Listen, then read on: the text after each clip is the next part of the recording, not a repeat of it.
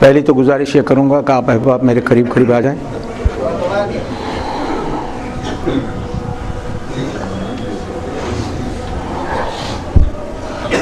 بر محمد و آل محمد. بہت دیر ہو گئی، بہت دیر.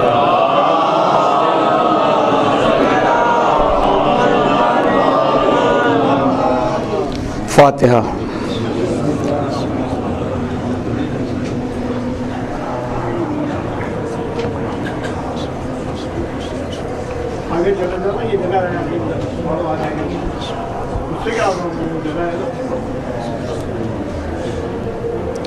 اعوذ باللہ السمیع العلیم من الشیطان اللعین الرجیم. بسم اللہ الرحمن الرحیم. الحمد للہ رب العالمین والصلاة والسلام علی خیر خلقہ ونور عرشہ حبیب الہ العالمین بالقاسم محمد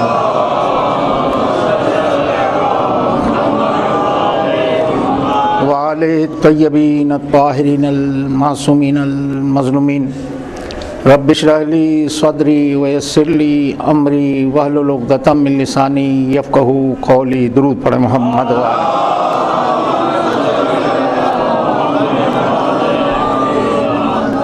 عزیزان گرامی، حسب دستور آپ سے ابتداً گزارش کروں گا کہ مرحوم جعفری صاحب، ان کی اہلیہ، ان کے بیٹے اور تمام عزاداران حسین، خواتین و حضرات کی ایصال ثواب کے لیے ایک سورہ فاتحہ کی تلاوت فرما دیں. بسم اللہ الرحمن الرحیم. الحمد للہ رب العالمین الرحمن الرحیم مالک یوم الدین ایاک نعبد و ایاک نستعین اهدنا الصراط المستقیم صراط الذین انعمت علیہم.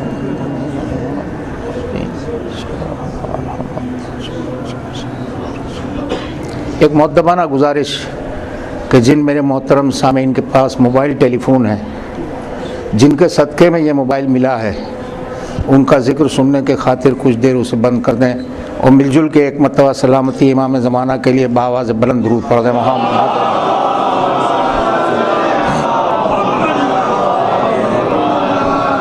عزیزو، آپ جہاں بھی آج جا رہے ہیں، علمدار حسینی کا تذکرہ سماعت فرما رہے ہیں. میں جناب عباس کی فضیلت کے سلسلے میں ایک بات آپ کے سامنے صرف عرض کرنا چاہ رہا ہوں اور آپ کی خصوصی توجہ کا طلبگار ہوں.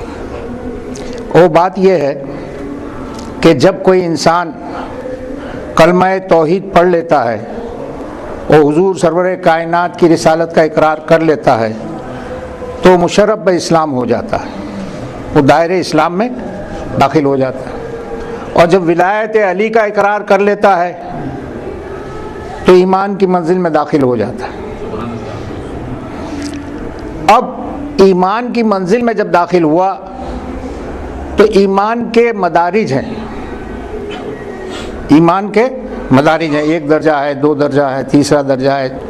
یہ ایمان کے جو مدارج ہیں وہ 10 ہیں. اب یہ اپنا اپنا ظرف ہے کہ انسان جیسے جیسے گناہ چھوڑتا جائے گا، اعمال نیک بجا لاتا جائے گا، تقوی و پرہیزگاری اختیار کرے گا، وہ ایمان کے مدارج کو طے کرتا جائے گا حتیٰ کہ آخری درجے تک پہنچ جائے گا. تو آخری درجے تک تو ایک ہی پہنچا ہے آج تک، اور جب وہ آخری درجے میں پہنچ جاتا ہے تو اسے سرٹیفکیٹ ملتا ہے. وہ سرٹیفکیٹ پہ لکھا ہوتا ہے منا اہل البیت، منا اہل البیت. یہ آخری درجہ ہے. اچھا، اب اس کے بعد کا درجہ کیا ہے؟ اب یہ تو ایمان کی اسکول ختم ہو گئی، اس سے آگے انسان، عام انسان نہیں جا سکتا. اس کے بعد کا درجہ مقام عصمت و طہارت ہے، جہاں پر انبیاء و مرسلین فائز ہیں. تمام انبیاء و مرسلین اس پر فائز ہیں، الا ما سوا ان 14 کے. بڑا تعجب خیز فکرہ ہے یہ. تھوڑی سی وضاحت کروں گا، بات سمجھ میں آئے گی. درود پڑھ دیں محمد و آل محمد.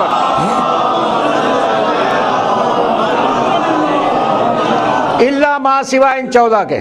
اس کی وجہ کیا ہے کہ ہے تو مقام عصمت و طہارت، مگر ایک ذرا سی گنجائش ہے، ذرا سی، اور اس گنجائش کو ترک اولا کہتے ہیں. توجہ فرمائیں، اس گنجائش کو ترک اولا کہتے ہیں جو آدم سے بھی ہوئی تھی. غور کر رہے ہیں؟ وہ ذرا سی گنجائش ترک اولا ہے، مگر اس کے بعد کی جو منزل ہے وہ عصمت مطلقہ ہے، جہاں یہ گنجائش بھی نہیں ہے. اور اس پر صرف 14 فائز ہیں اور کوئی نہیں ہے. اب بات اگر آپ تک پہنچ چکی ہے تو اب میں سوال آپ سے یہ کرتا ہوں کہ مجھے یہ بتلائیے کہ جناب عباس کہاں ہیں؟ بس ظاہر ہے سلمان کے رتبے سے تو بڑا رتبہ ہے، علی کا بیٹا ہے، نبیوں کی فہرست میں نہیں ہے، ان 14 کی فہرست میں بھی نہیں ہے، تو پھر ان کا مقام کیا ہے؟ ان کا مقام کیا ہے جناب عباس کا؟ تو بس اس کے لیے ایک مثال قبلہ اظہر حسن زیدی دیا کرتے تھے، وہ آپ کے سامنے عرض کرنا چاہتا ہوں۔ ایک شاندار درود پڑھ دیں محمد و آل محمد پر۔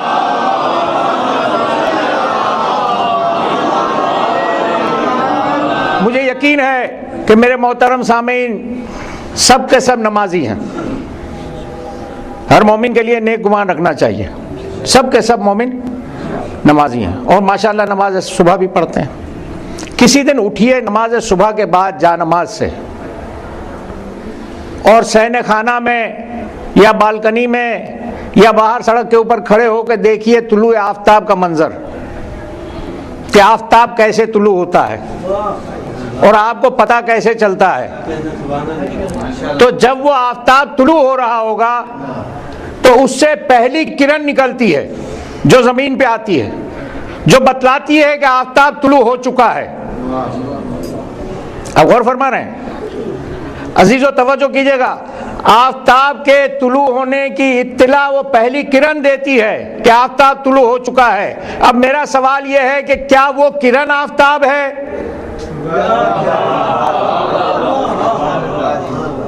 وہ کرن تو آفتاب نہیں ہے،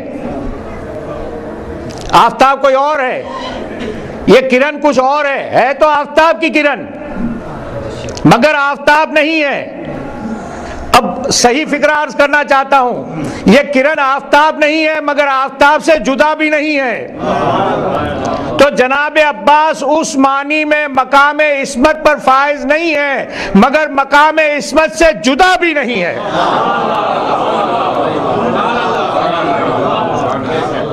اور ایک چھوٹی سی بات اور عرض کر دوں، مثلا یہاں سے حیدرآباد جانے کا اتفاق ہوا، مثلا جب جام شوروں پہ پہنچے پیاس لگی، ہم نے کہا بھائی پانی لے آئیے پینا ہے، تو جو ساتھ میں ساتھ تھے صاحب انہوں نے ادھر ادھر دیکھا پانی نہ ملا، وہ اتر گئے دریائے سندھ کی طرف اور ایک گلاس بھر کے لے آئے۔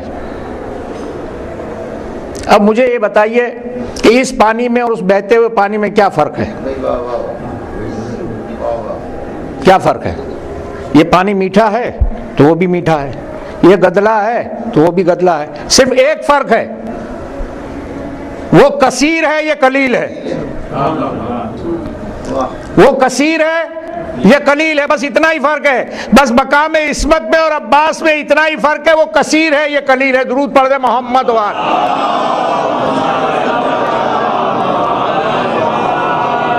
اور بات کوئی بغیر دلیل کے نہیں ہوگی، کوئی بات بغیر دلیل کے نہیں ہے، اور وہ یہ ہے، اور یہ دلیل میرا فکرہ نہیں ہے، امام جعفر صادق علیہ الصلوۃ والسلام کا فکرہ۔ اصول کافی کے حوالے سے پڑھ رہا ہوں۔ امام معصوم سے پوچھا گیا فرزند رسول قیامت کے متعلق بیان فرمائیں، ایک تفصیلی حدیث ہے، تفصیلی حدیث کہ ایک ہولناک دن ہے جہاں ہر نبی نفسی نفسی پکار رہا ہوگا، ہر انسان نفسی نفسی پکار رہا ہوگا۔ میں نے درمیان کے فکرے چھوڑ دیے ہیں، جب میں نے کہہ دیا نبی پکار رہے ہوں گے تو انسانوں کا کیا حشر ہوگا؟ ہر نبی بھی نفسی نفسی پکار رہا۔ اس ہولناکی کے زمانے میں، دور میں، وقت میں امام معصوم کہتے ہیں کہ صرف میرے جد ہوں گے جو امت کی شفاعت کے لیے متمنی ہوں گے، وہ بار بار جبرائیل سے پوچھ رہے ہوں گے، جبرائیل میری بیٹی زہرا ابھی تک نہیں آئی۔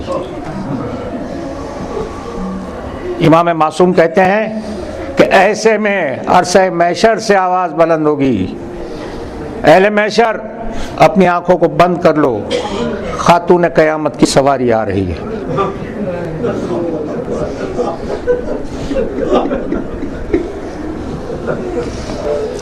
امام معصوم کہتے ہیں کہ جیسے ہی سواری اللہ کے رسول کے قریب پہنچے گی سواری کو بٹھلایا جائے گا، میرے جد پردہ محمل کو ہٹائیں گے اور کہیں گے زہرا آج اذن شفاعت حاصل کرنے کے لیے تمہارے پاس سامان شفاعت کیا ہے؟ دیکھیے شعراء کا کہنا کچھ اور ہے، ذاکرین خطبہ کا کہنا کچھ اور ہے، یہ صرف فکرہ امام ہے جو میں دہرا رہا ہوں۔ امام معصوم کہتے ہیں میری جدہ طاہرہ جواب دیں گی، یا ابتا کفانا لشفاعت یدان مقطوعتان لولدی العباس، بابا شفاعت کے لیے میرے بیٹے عباس کے کٹے ہوئے بازو کافی ہیں۔ تو یہ منزلت عباس ہے کہ زہرا جسے اپنا بیٹا کہے۔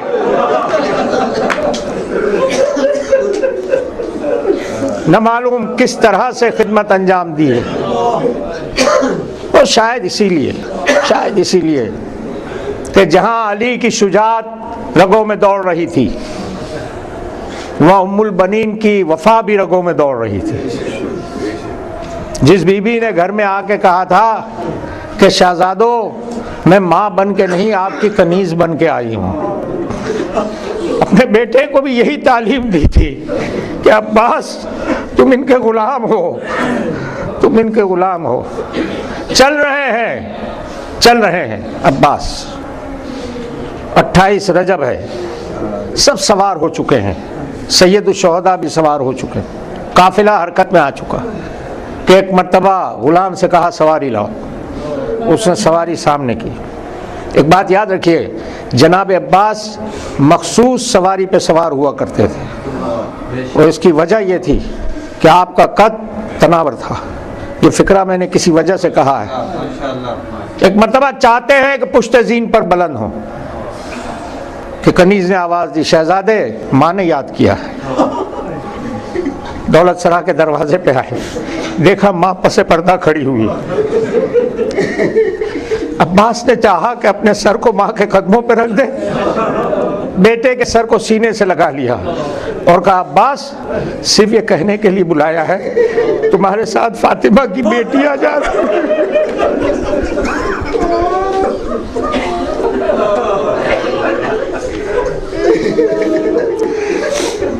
زہرا کی کمائی سے ہوشیار رہنا، زہرا کی کمائی سے خبردار۔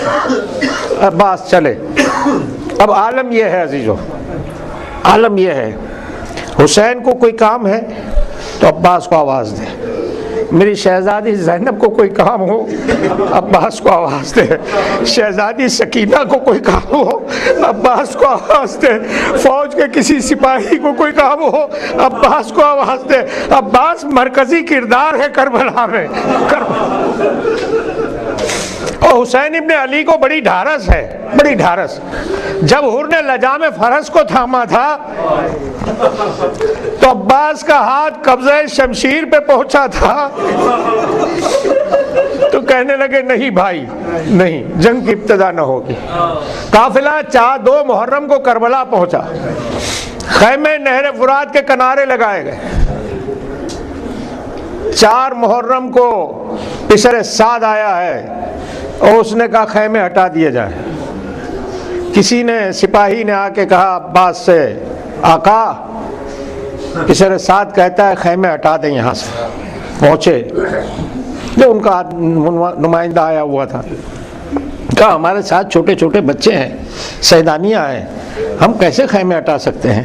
اس نے کہا نہیں حاکم کا حکم ہے خیمے ہٹا دیں۔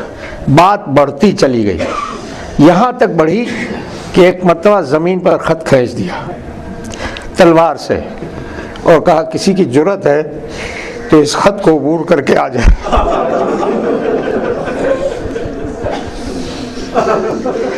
یہ گفتگو تھی کہ کسی نے سید الشہداء سے جا کے کہا مولا عباس کو جلال آیا ہے، آئے آ کے بھائی کے سینے پہ ہاتھ رکھا اور کہا عباس جنگ نہیں چاہتے، ہم جنگ نہیں چاہتے، عباس خیمے ہٹا لو۔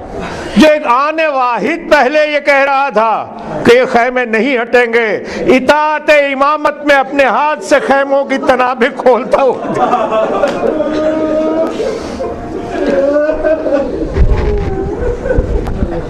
یہ اطاعت امامت کی منزلیں ہیں۔ 9 محرم ہے، سید الشہداء، شام کا وقت ہے، جا نماز پر بیٹھے ہوئے تسبیح و تقدیس الہی میں مصروف ہے، گردن جھکی ہوئی ہے حسین ابن علی کی کہ فوج مخالف نے پیش قدمی شروع کی ہے۔ عباس آ کے جہاں نماز کے قریب کھڑے ہوتے ہیں۔ ایک مرتبہ سید الشہداء نے سر کو اٹھایا، کیا بات ہے بھائی؟ کہا آقا ایک بات یاد رکھیے، حسین ہمیشہ بھائی کہتے ہیں اور عباس ہمیشہ آقا کہتے ہیں۔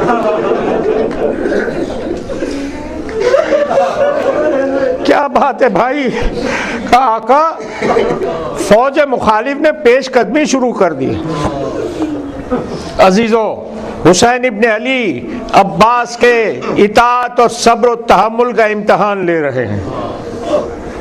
کہتے ہیں بھائی جاؤ جاؤ۔ عزیزو، مقتل کا فکرہ عرض کروں؟ مقتل کا فکرہ یہ ہے، بے ابی انتا، میرے ماں باپ تم پر قربان ہو جائے۔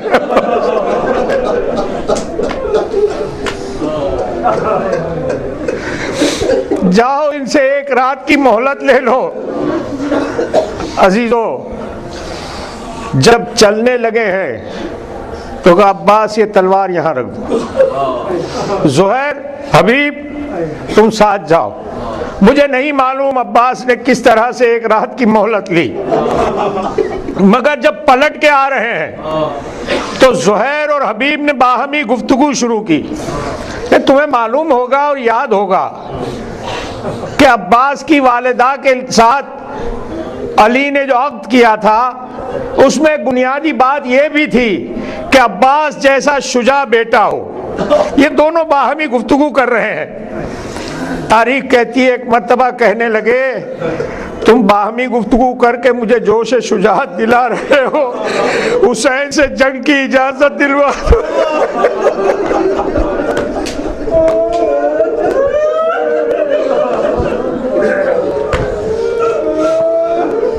صبح ہوئی، عزیزوں کوئی مقتل نہیں کہتا، کوئی روایت نہیں ملتی کہ کربلا میں علم دینے کی کوئی رسم ادا ہوئی ہو، مگر علامہ رشید ترابی مرحوم ایک فقرہ کہا کرتے تھے کہ کوئی مقتل نہیں کہتا، کوئی روایت نہیں کہتی کہ علم دینے کی کوئی رسم ادا ہوئی ہو، مگر جب عالم ارواح میں محضر شہادت حسین ابن علی لکھا گیا تھا یہ اسی دن طے ہوا تھا کہ علم عباس کو ملے گا۔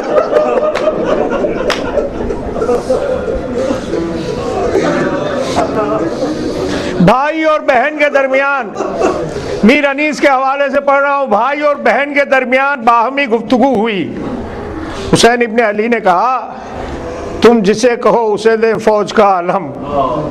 تو بولی بہن کہ آپ بھی تو لیں کسی کا نام، ہے کس طرف توجہ ہے سردار خاص و عام، گر مجھ سے پوچھتے ہیں شہ آسماں مقام، تو قرآن کے بعد ہے تو علی کا ہے کچھ کلام، شوکت خدم میں شان میں ہمسر کوئی نہیں، عباس نامدار سے بہتر کوئی نہیں۔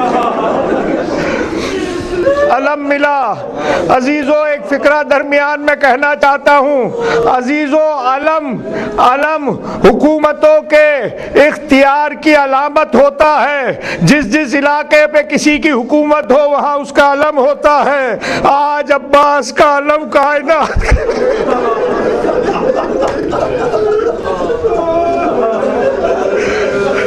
اس علم کی تاثیر کیا ہے؟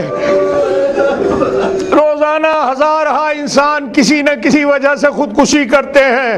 بعض اوقات انسان کی زندگی میں ایسے مراحل بھی آتے ہیں کہ انسان اپنی پریشانی اپنے ماں باپ سے نہیں کہہ سکتا، اپنی اولاد سے نہیں کہہ سکتا، حتیٰ کہ اپنی شریک حیات سے بھی نہیں کہہ سکتا، وہ جا کے اس علم کے سائے میں کھڑا ہو کے پریشانوں کی پریشانی اسی علم کے سائے میں دور ہوتی ہے۔ لاولد کو اولاد بھی یہاں سے ملتی ہے، بے روزگاروں کو روزگار بھی ملتا ہے، پریشانوں کی پریشانی بھی دور ہوتی ہے۔ ایک علم عباس کا کس کس مقام پہ ہمیں کام صبح عاشور ہوئی، علم بھی ملا، دفتر شہادت کھلا ہوا تھا۔ کبھی اصحاب گئے، انصار گئے، بچپن کے ساتھی گئے، کبھی جگر کے ٹکڑے گئے، کبھی زینب کے نور نظر گئے، کبھی عقیل کی اولاد گئی، کبھی جعفر طیار کے پوتے چلے گئے۔ ایک مرتبہ عباس گئے اور اپنے ایک بھائی کو لے کر آئے اور کہا مولا اسے جانے کی اجازت دے دیں۔ حسین ابن علی نے اجازت دی۔ اس بھائی کا لاشا آیا تو دوسرے بھائی کو سامنے کیا، دوسرے کا لاشا آیا تو تیسرے کو سامنے کیا، تیسرے کا لاشا آیا تو خیمے سے اپنے 11 برس کے بیٹے کو لے کے آ گئے اور کہنے لگے مولا اسے بھی جانے دے۔ تو کہا عباس تم کیا چاہتے ہو ام البنین کا گھر اجڑ جائے؟ کہا مولا فاطمہ کا گھر اجڑ جائے۔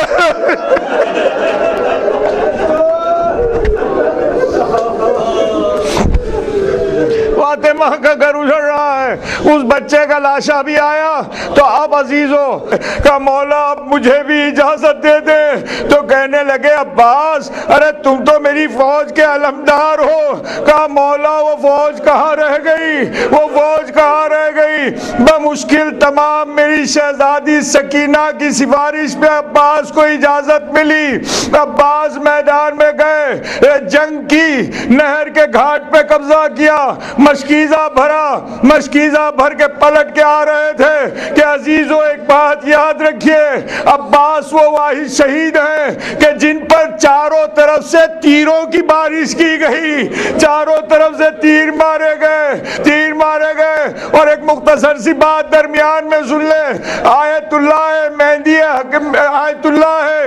مہدی یہ کہتے ہیں، بحر العلوم یہ کہتے ہیں کہ ان کے پاس ایک مجمع بیٹھا ہوا تھا، اس میں سے کسی ایک شخص نے سوال کیا کہ آغا آپ تو یہ کہتے ہیں عباس قداور انسان تھے، عباس کی قبر کیوں بہت چھوٹی ہے؟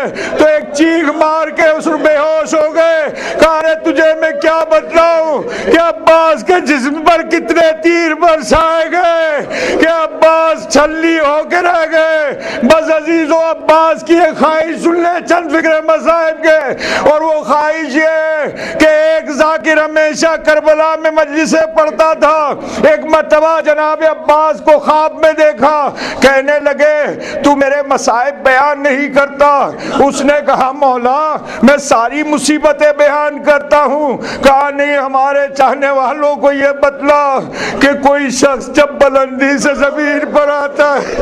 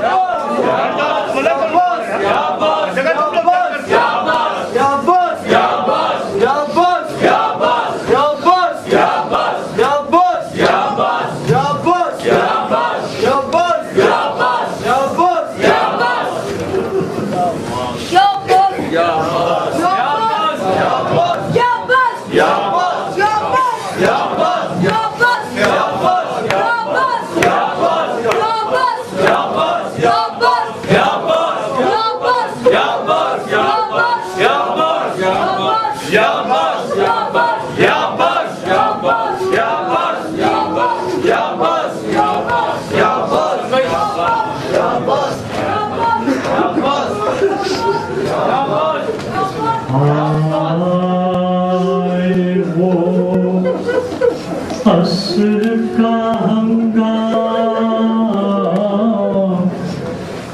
وہ गला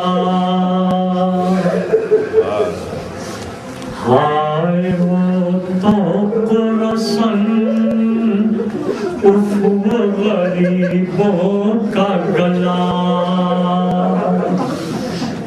हर तरफ छाई हुई जुल्म सितम की वो घटा जाके टकराती थी साहिल से ये ज़ैनब की सदा तुमने तो जाके बसा ली है तराई अब्बास यारदा छिन गई बहनों की दुहाई अब्बास लुटता है खानाए खातून जिना देख तो लो इन सुलगते हुए खेमों का धुआं देख तो लो पाए आबिद में ये जंजीर करा देख तो लो उससे बाहर पये दुर्रों के निशान देख तो लो होती है शाम गरीबाने वतन जंगल में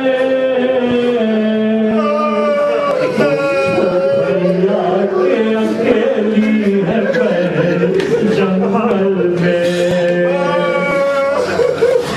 कट गए नखले गुलिस्तान अली तुम न उठे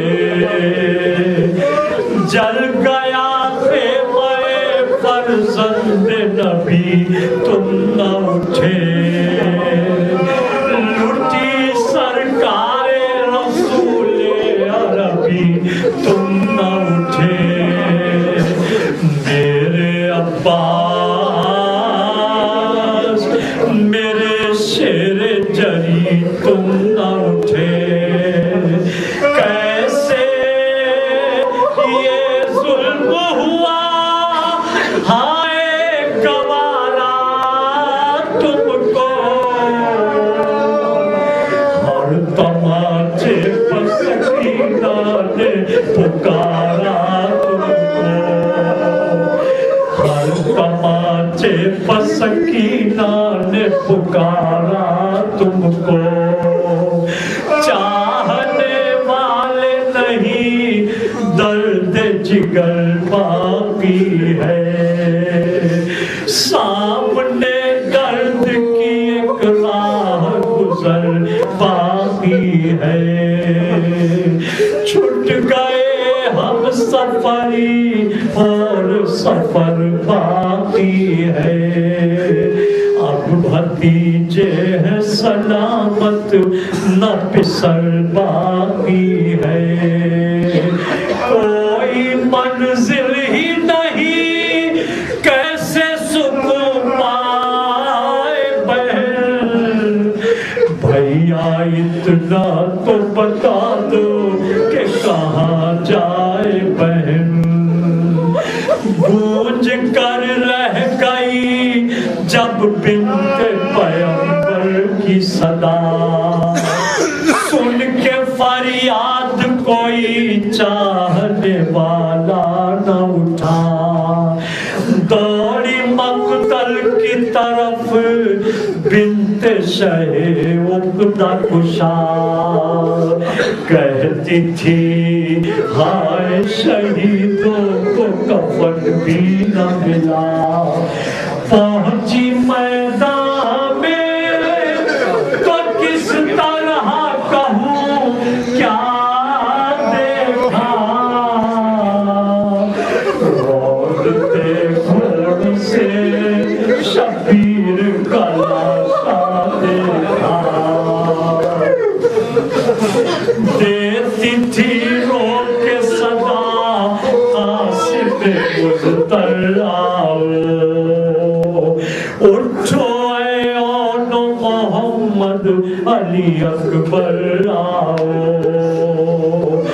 دو سہارا پہ سر فاتح خیبر آؤ وقت امداد ہے عباس دلاور آؤ دیکھو ہے خاک پہ شبیر کا لاشا بھیا کیا اٹھاؤ گے نہ بھائی کا جنازہ بھیا کہہ کے یہ بیٹھ گئی جس میں شہیدی کے قریب بولی آئی ہے تیری لاش اٹھا دے یہ حزین جلد خیمے میں مجھے جانا ہے سروردی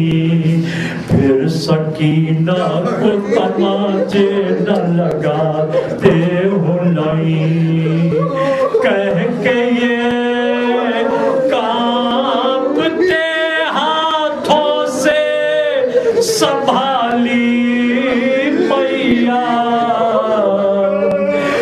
یا علی کہہ کے کلیجے سے لگا لی میاں یا علی کہہ کے کلیجے سے لگا لی میاں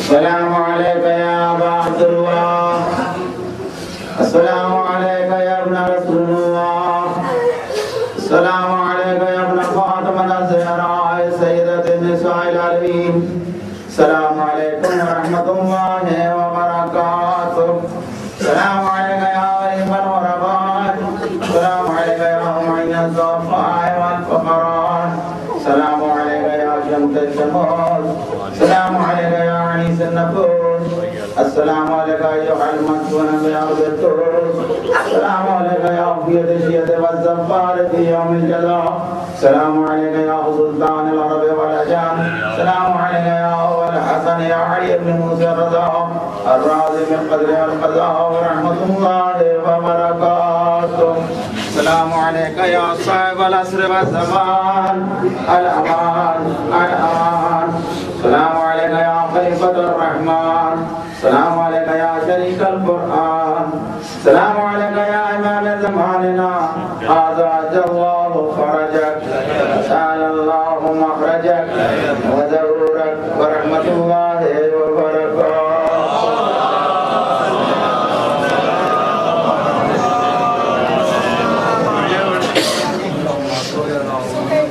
Yeah.